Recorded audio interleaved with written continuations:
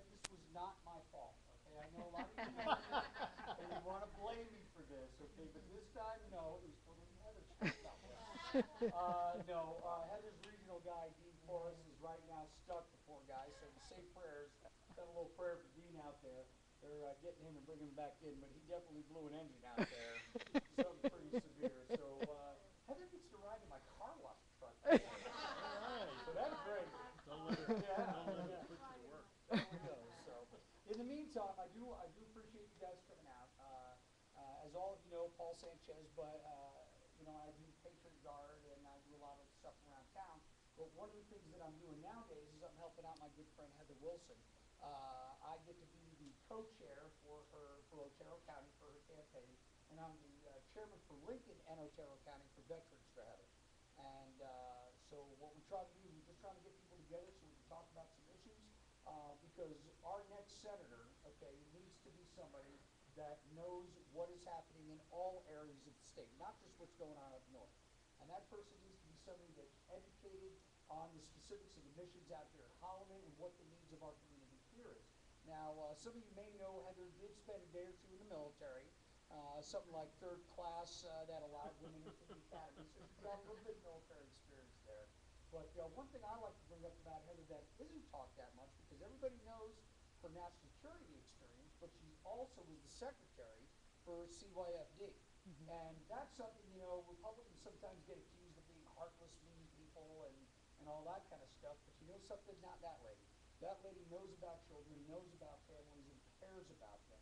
And that's the kind of person that we need in Washington, somebody that can bring people together and work on all the issues that we've got. And so without too much further stealing her thunder there, let me introduce my good friend, Heather Wilson. Thanks, Jess. Thank you. So the first thing I learned at the academy was always find yourself a good first sergeant, because you never know when your truck's going to break down. and I'll tell you, honest to goodness, this really happened. So this is like 8 miles down US 70 towards Cruces, came up from Cruces. And if you go down there right now, Dean Forrest is there with a 1994 Ford Explorer that is not doing real well this afternoon. So it kind of died. So we called Ches, and honest to goodness, within 5 minutes of hanging up, this truck pulls up with Ches's, you know, what's the name of your company? Allenville Car Wash. Allenville Car Wash on the front of it, and I thought, he can't have done that fast. How did he do that? You know, and then of course, what would he say? Like any first sergeant, that's my job to do things like that. So before I go out of town, I think we have to stop at the store because I owe a 6-pack to this guy and a couple of guys who, believe it or not, were out at White Sands on their way back in just as we called. So thank you, Ches, publicly for. You know, how does it go? Thank you, First Sergeant, for saving my. No, that was. Is that, again, is that the? Yeah, that seems to. I seem to remember being trained in that too. Thank all of you for being patient and waiting, and thank all of you for your service to this country. I appreciate that very much, and I think we all appreciate the young men and women who are still serving our country, and those who are flying and fighting out here at Holloman. We are now 82 days and a wake-up call away from choosing our next United States Senator from New Mexico. And I believe that this election is all about jobs and the economy. And here, particularly in Otero County, that translates into who are we going to have to fight for Holloman Air Force Base in the United States Senate? And who's going to stand up and fight for our veterans? I'm actually third-generation Air Force. My grandfather flew in the First World War, and then he came to America because there wasn't any work in Europe. And he got a job as a machinist, and then he wrote home to my grandmother and asked her to come to America and marry him, and she did. She got married the day she got off the boat in the United States. In fact, this is my grandmother's wedding ring. I wear my grandma's wedding ring. She got the day she arrived in America. My grandfather taught a bunch of people to fly, opened airports, and then in World War II he flew for his new country. He flew for the United States. My father started flying when he was a teenager, and then he enlisted in the Air Force right out of high school. He was a mechanic. He was a crew chief, and he was stationed at Walker Air Force Base in Roswell, New Mexico. He was there about a year and a half after the UFOs landed, so he missed a lot of that excitement. But he was a very good, I found recently some of my father's letters to my mother. My mother was his high school sweetheart, and he wrote home, and from basic training and from when he was at Walker, and then he was back east for some time. And he didn't like the military part of the military all that much, and I guess he wasn't too good at it, and he had a few officers who he thought were kind of jerks. But he loved being good at what he did, and he could keep any jet flying. And that was what he was most proud of, in his service to his country. Once he got out of the military, he went back home, and he married my mom, who had gone through nurses training. My mom was a nurse, and he taught my mom how to fly. And they started rebuilding airplanes together as a hobby. And us 3 kids were born, and my mom stopped working, and we lived in this little house. It's like a 1,600 square foot house, which probably could fit in this room. And there were 2 bedrooms and a kitchen and a living room and a den. And the den was supposed to be my bedroom. But I was in with my 2 brothers because the den was full of airplane. My dad was building an experimental open cockpit biplane inside our little house. So I grew up around aviation.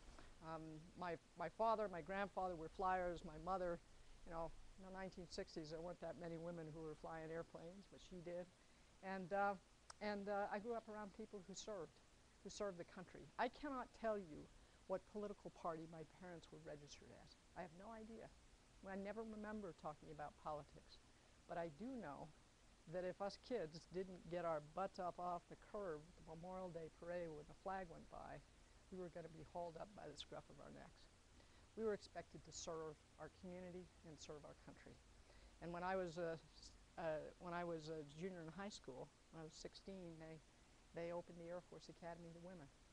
And I thought, well, that's kind of interesting. And my dad died when I was young, but my grandpa was still alive. And I was terrified about what he'd say about it, because, this was 1976, It was kind of a new thing. And my grandfather had started flying shortly after the Wright brothers, and he lived to see a man walk on the moon. He'd helped build civil aviation, flown in 2 wars. And he had 2 sons and 5 grandsons, and me. And so I went to talk to him about it. And he had flown in World War II with some women Air Force service pilots, the WASPs. And he said, well, they were pretty good pilots. So with his blessing and a full ride scholarship, I became the first person in my family to go to college. And my grandparents were very proud of me. In fact, the only time in my life I ever saw my grandfather cry was the day I left for the Air Force Academy. And it was a wonderful experience at the Academy. You got a great education. I served all of my time in the Air Force in Europe and doing basing agreements, doing base planning. And then came back and served on the National Security Council staff for the first President Bush, and fell madly in love with a guy that I met in the Air Force. My husband is 30 years active guard and reserve, retired after 30. They kicked him out, said, you're too old, you're retired. And came here to New Mexico to marry him. So I'm kind of a mail order bride to New Mexico.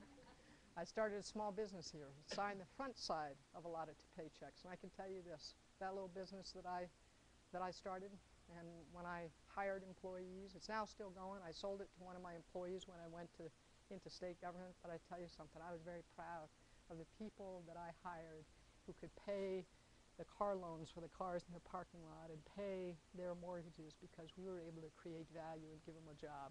And there were times when I was up at 3 o'clock in the morning worried about whether the accounts receivable were going to come in before the accounts payable were due. And everyone who's owned a small business in this community knows that feeling. And you know something? We built that. We built that. Not the government. We as Americans built that as small business people. And we should take tremendous pride in what small business does for this country. Not the government, small business. Now, we've got a lot of challenges, and I want to take some questions from all of you. But I'll tell you this, I think I had a pretty good reputation when I was in the Congress as being focused on the needs of constituents.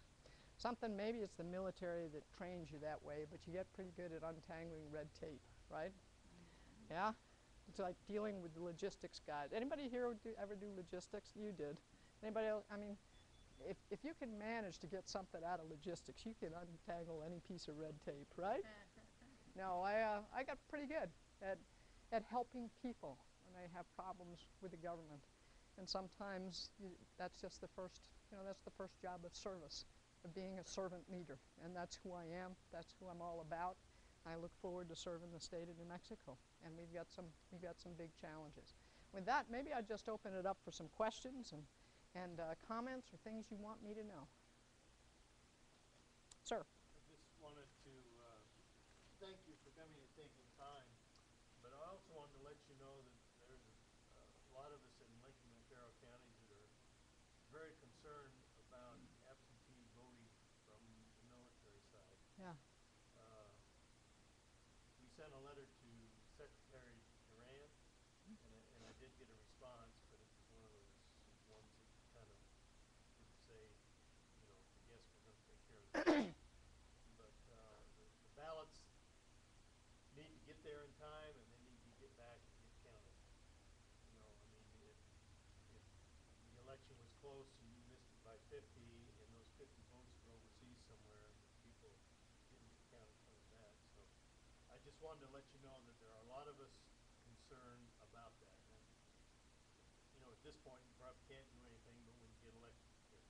Well, there are some things we can do at this election in making sure that there's a team of people in every county working with the county clerk to make sure that those ballot requests go out timely, and when they come back, that every legal vote that is cast gets counted.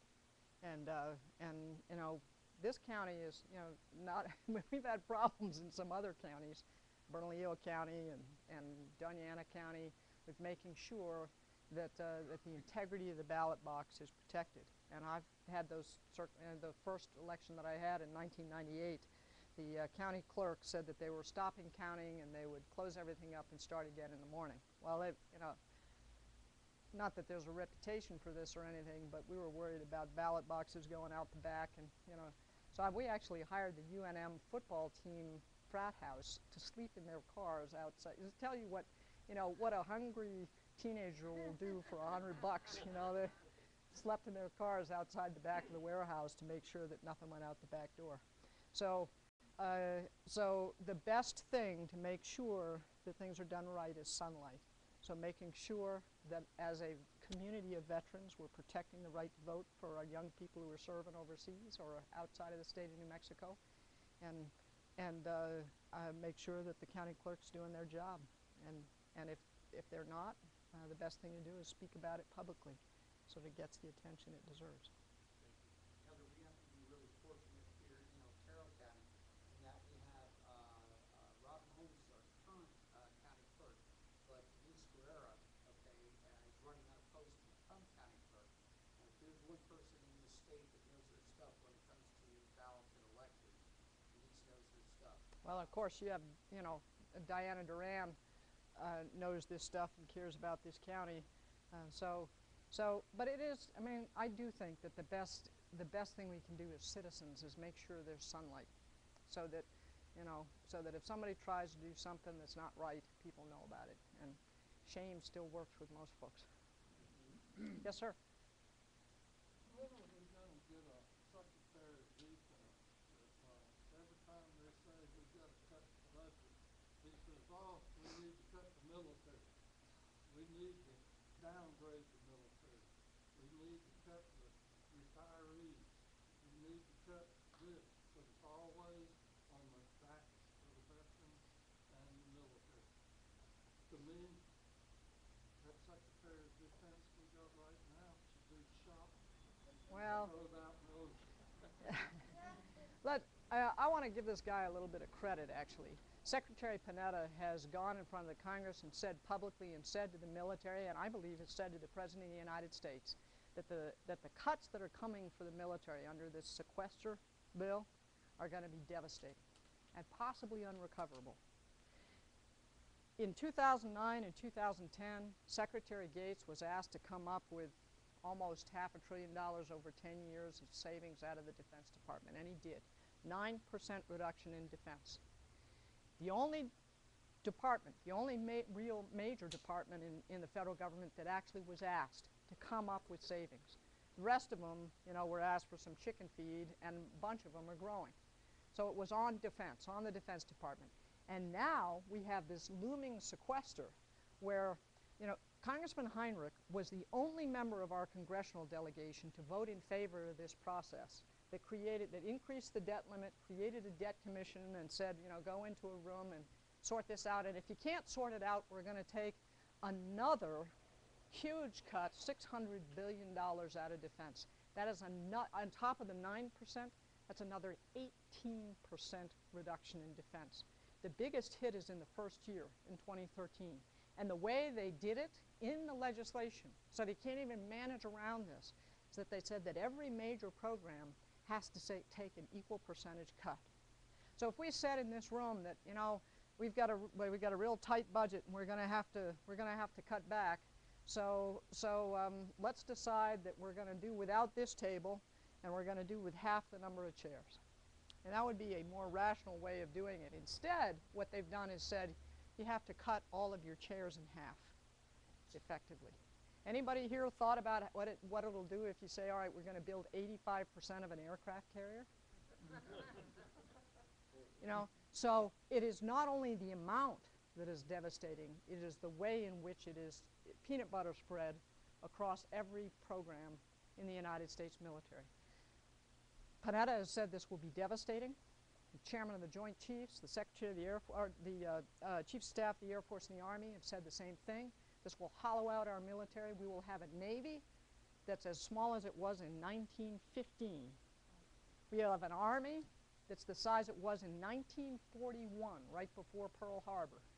And we will have an Air Force that has fewer tactical fighters than it has had in any time in its history if we allow this to go forward.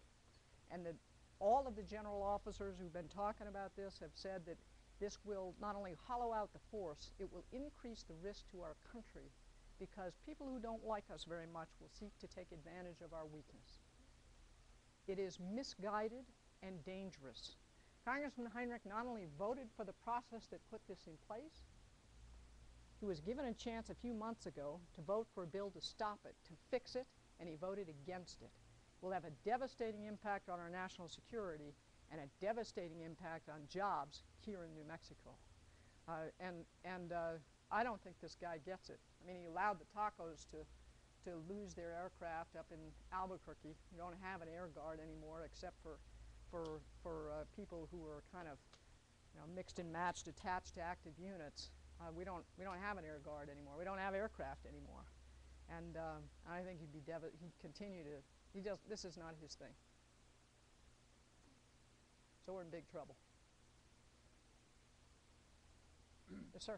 Well, I'm going to try to phrase this PC of some kind, but we have watched with some. He's a Navy guy. You can't get your expectations very high here.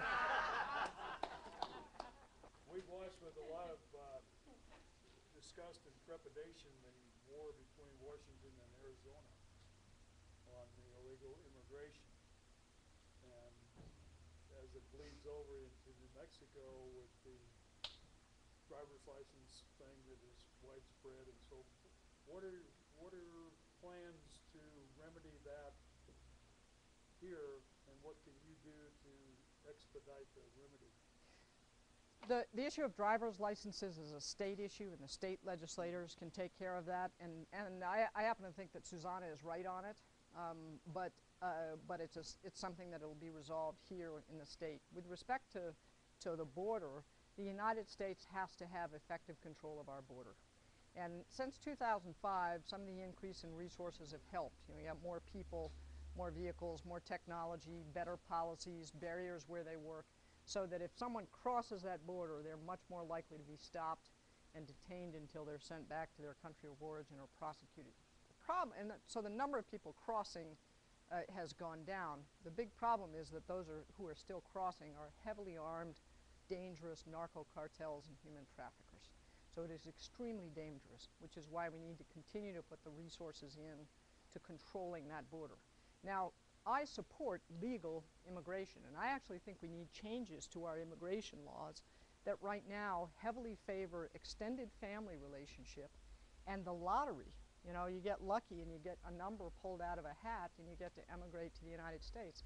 I think our immigration policy should benefit the United States of America, and that we graduate 750,000 of the most highly motivated, intelligent, hardworking undergraduates from all over the world who come to America to go to universities in the United States that are the best. I mean, we have the best universities in the world still. And then we send all of them back to their countries of origin. I think we may want the best and brightest to stay here. But that's so that our immigration policy should benefit our country and strengthen our country. So I think we do need some changes to our laws. I mean, the old Bracero program would allow workers to come and work mostly in ag jobs here in the United States. If you couldn't find enough workers, they get a TB test and a background test, and they could come and go across the border, and it worked, particularly for our ag guys here in the Rio Grande Valley, and we don't do it that way anymore. So I think there are things we need to change. I'm for strong border security. I favor legal immigration, and I'm opposed to amnesty. Thank you. Well, what about it seems like bottom welfare, give me, is increasing. When you talk about the biggest and the brightest, that bottom 20 is going to increasing, and we're spending throwing more money into education, and I mean, the top can take care of itself. That's not what bothers me, is it's all these programs that are going nowhere and growing and filling up. Well, if people want big government and dependency on Washington, they probably don't want me as their United States Senator. I believe in private enterprise. I believe that America's fundamental values are for strong families, strong communities, free enterprise, and the strength of community. And I believe in that. And so we need to get back to strong economic growth and job creation. How do we do that? Well, first we've got to accept what a lot of people don't, I guess. I mean, some people don't, that government can't create wealth. It can create the conditions for small businesses and entrepreneurs to invest and create jobs. That means low taxes, fair, predictable regulations. I think we need comprehensive tax reform. Take out a lot of these special provisions, all of them as far as I'm concerned, and lower the rates and broaden the base so that your taxes are... How many people here can't do your own taxes? Don't raise your hand. Don't be ashamed. I can't. You know, I'm a PhD married to a lawyer, and I can't do my own taxes, right? So it's too complicated, and that'll help with economic growth.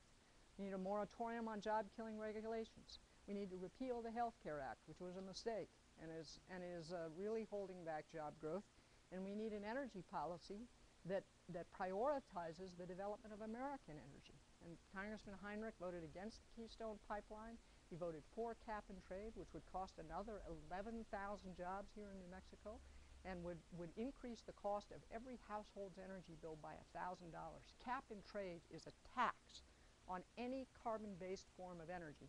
That's natural gas, coal, and oil. And what does New Mexico produce? Natural gas, coal, and oil. You drive up the cost of something, you're going to lose jobs there because demand's going to go down. You drive up the cost of something where, I mean, 70% of our energy in this state, our electricity, comes from coal and natural gas. You're going to drive the utility rates through the roof. So I think that's wrong. I think we want energy prices to be low so we keep jobs here. So those are the kinds of things I think we can do to get back to strong economic growth. And when we do, when there are enough jobs, enough fast-growing growth in the economy, I think most people want a job. They don't want a handout. They want a job.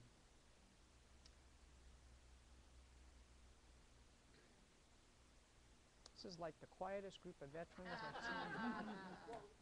They're all 50 that disciplined. left it. Well, They're the ones that had all the questions. well, I will commit to you this, that I will always be open to your needs and the things that you want me to know. The only thing it takes to to get my attention is a first-class stamp and an envelope. So don't ever hesitate to contact me if I end up being your senator. And I look forward to standing up for New Mexico's veterans. You know, New Mexicans disproportionately serve. We have a lot of vets in active duty in New Mexico. And I think we need somebody to stand up and proudly represent them. And that's what I look forward to doing. So we got 82 days and a wake-up call. So now that you've all met me, you are now responsible for bringing 5 more people to vote with you. Each one of you, okay? So this will be decided by the people who choose to show up. And I'm just amazed at the number of Americans who do not exercise that precious right to vote. Well, as long as they exercise it for the right people. But, no, I'm an elected poll worker, and I can tell you some of the weirdest things that happen. Yeah. And no, I would rather have someone who knows what they're doing rather than just to come up and, oh, Chez? Here in Otero County, and this is probably along with what Heather was just saying, it's very important that we all realize something here. Heather has, we're pretty well assured that Heather will win Otero County. We're pretty well red down here, pretty well solidly Republican down here. So we have a lot of confidence here. However, the way I look at it as the co-chair for her campaign, I got 2 choices. I could sit back and say, oh, she'll win and I'll look good. She'll win the county. Okay, the county is not going to win the state. So now, how do we get the county to support Heather in the state? Because you guys may be aware of this, up north, the numbers are a little bit different up there.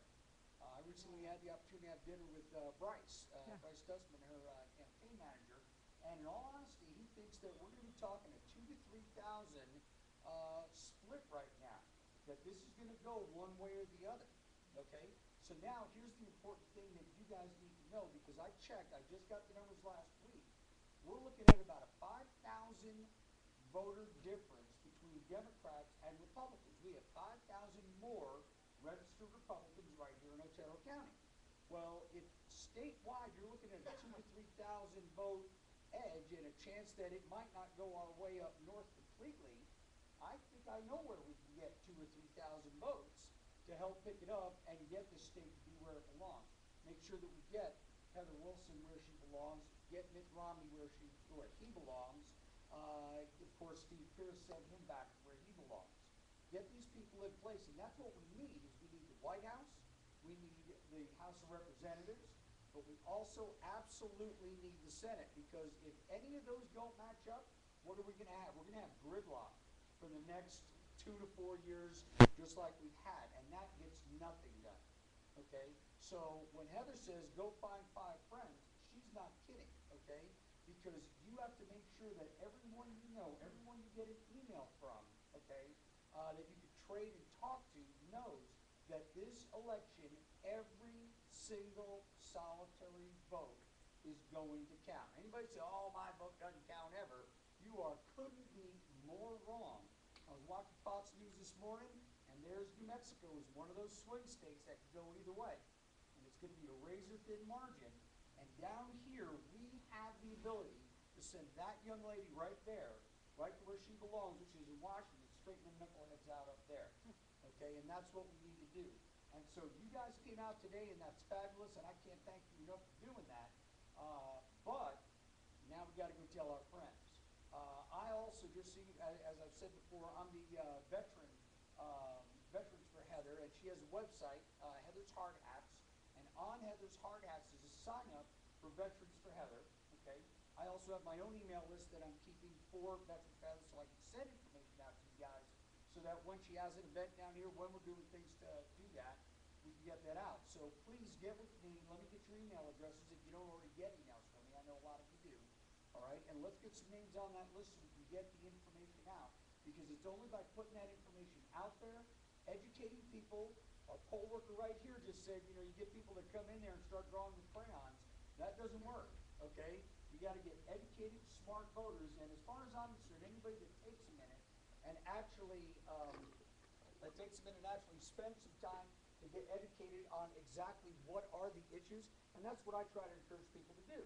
Get out there, figure out what issues concern you, and then figure out which candidate, which party applies to that. Well, for me, it's a very easy answer. Okay, I retired from Holloman in 2009, and when I retired, I stayed here in Alamogordo. It's a small town. I know lots of people. My daughter's safe. My daughter started high school, 3 days ago? She started high school. This is my home. This is why I'm in politics and I'm involved here in Alamogordo, is I want to make the best environment for my daughter to live in. And that starts here at the City Commission and goes all the way up to the Senate and to the presidency. And so that is why I am so enthusiastic about my friend Heather here. And that's why I got to tell you guys, if you hear anything out here, and if you do like this young lady and what she stands for, okay, she's about the smartest woman I've ever met, okay, you need to go tell your friends. Your vote is going to count a lot, but we also need the other 5 or 10 votes that you guys can bring with you. And that's going to get us that 2,000, 3,000, 4,000 vote edge down here, so we can show those people up north that New Mexico isn't just Albuquerque and Santa Fe. There's a little town down here called Alamogordo and Otero County that count also. So.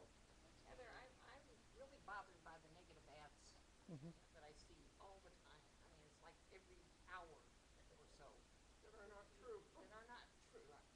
You know, the sad thing is that it used to be that the television stations, at least for these outside ads, like the ones, you know, that I poison the water, that those, you know, that they would, they had a certain standard. There are no standards anymore for accuracy, truthfulness, or anything else. The groups that are, the environmental groups that are running those, the kind of extreme environmental groups that are running those, want an extreme environmentalist, a green guy, in the United States Senate. And Martin Heinrich is a former activist with the Sierra Club. He lobbied against oil and gas drilling on Otero Mesa. He used to be on the board of the Sierra Club of the Rio Grande. So he is one of them. And that's just way too extreme for New Mexico.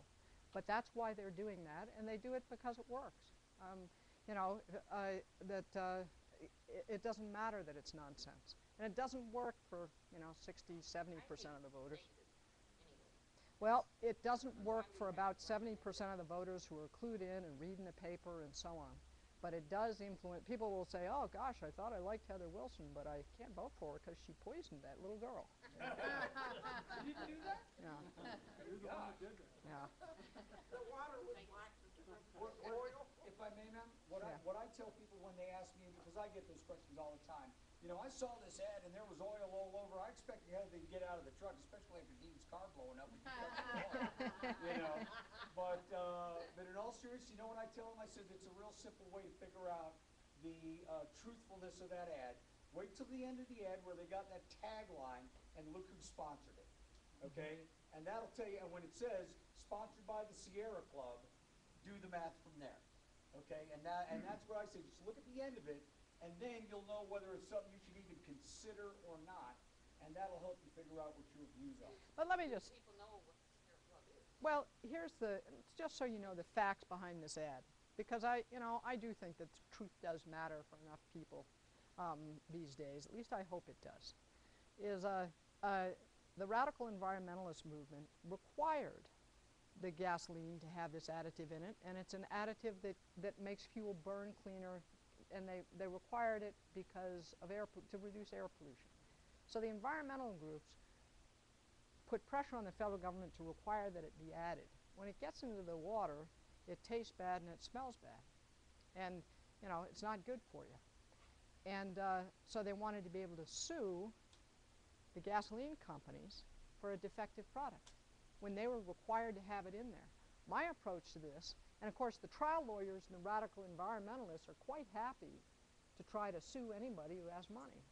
My approach, and the approach that I argued for and actually spoke about on the floor of the House of Representatives, was let's not create another super fund where we spend the first 10 to 15 years in court.